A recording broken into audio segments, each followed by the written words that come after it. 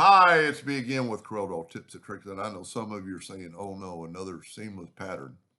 But I'm going to use a tool I've only tried a couple of times and I didn't really see the advantage of it till the last couple of days playing with it, and it's the B Spline tool. I've always done freehand or 3-point curve or point 2-point line. I've never really used the B Spline tool.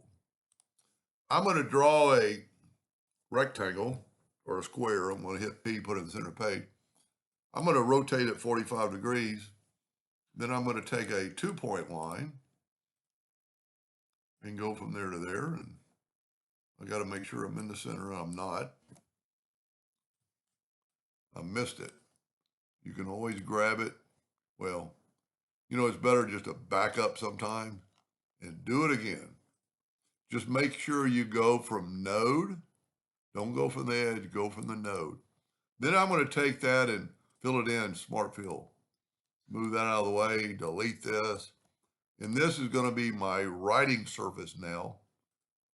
And I'm going to left click and I'm going to make it in blue. And I'm going to lock it.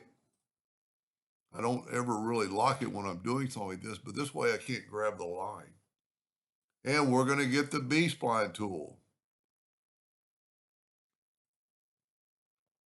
Only thing you need to think about when you're doing this is just kind of draw and just click your mouse and it'll make turns of your mouse. It'll make pretty good smoothing turns. I've got it set on 100 up here. It's just much like the freehand tool. But I'm just click, click, click, click, click, click. And see, you can make turns. Now you've got to go to the next one and close it off. Now just start, like up here, I'm just going to start drawing and maybe make a shape like that. And I'm just going to close it off, which means touch the other line. And then I think this is I've never done this where I could go to the other side of the property or the other side of the triangle. I've always stayed away from that on doing this. But when I was playing with this today, I accidentally went on the outside of the triangle, and when I finished, it looked pretty good. And what I like about this new tool I'm using, and I don't know if you've ever used it, and there's probably people laughing going, I did a terrible job on that one. So I'm going to hit and just delete it.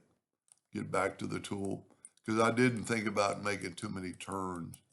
I need to make some more turns and make it not such a straight line.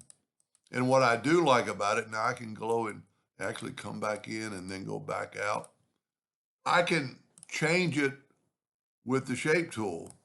If I don't let me just change that a little bit. You can just grab these. These are basically curved handles, and you can change it up quite a bit, modify it afterwards.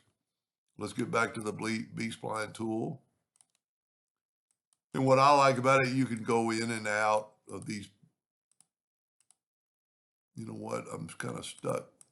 And we could fix that. I'm just trying to talk, and I could probably do a better job if I didn't have to talk and tell you about this, but that's what the video is about.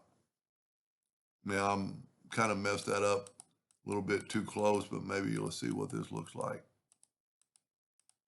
See, normally I would be concerned about getting on the other side of that triangle. Now, I'm going to take this and I'm going to go up to object. I didn't really have to lock it, but I like showing that off. I've got my nudge sector set. Let's set it on 12 and let's nudge this out of the way. And let's take all these objects, and I'm not happy with it, but I mean, like up in here, I'm too not very rounded. So you could round that more. You could come in there more, and it's still round. If you did this with the shape tool, you might not get that round shape. So we're going to call that good. But for this to work, you have to group these together, Control G. Now, if you move the triangle back, select both of them with your pick tool and intersect it. That's what you have. Now we'll get rid of this. Well, I'm not going to get rid of it. I'm going to just move it out of the way for a second.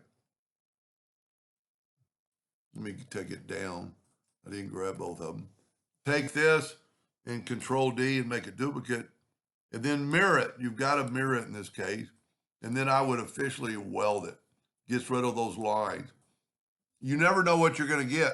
So let's rotate this guy 45 degrees. Let's make it smaller. Let's make it 5 inches since my nudge factor set on, well, it was set on 5. Even though I'm not going to nudge because I'm going to mirror. If we nudge this, the pattern doesn't match. So if we mirror it, Control D and make the duplicate, and if we mirror it like that, it matches. I would go ahead and weld it together every time you do it. Now, I already see if we go down right now, it's going to be kind of cool. I'm going to have like almost a star in the middle. Yeah, I did a no-no. I didn't get the two-sided arrow. So Control D while you're holding down the control button. I mean, look at that star type deal in the middle. You never know what you're going to get. And then you could just keep going. Control D, mirror it over, weld. I like welding after every time. Just in case something's wrong, you'll know it immediately instead of having to go back. And that looks pretty cool. I like it. They got almost a star and a funny looking star in the middle. Let's make it yellow. Take away the outline. Let's take a black box, see what it looks like.